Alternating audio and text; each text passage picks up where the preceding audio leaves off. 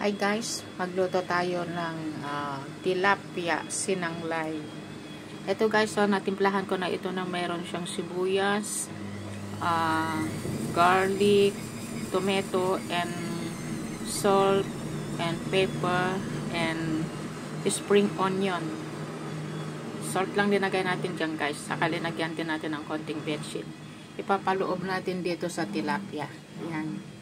Nalinis ko na yung paloob natin dyan. And then, ibalot natin dito sa pechay. Pantali natin ganito guys. Spring onion. Dapat ang pantali natin guys ay yung pandan or lemongrass leaves. Kaso wala. So, lagyan natin lemon, coconut. Ang pang seasoning natin ay patis guys. So, start na natin siyang gawin. So guys, ito na yung aking sinanglay na tilapia.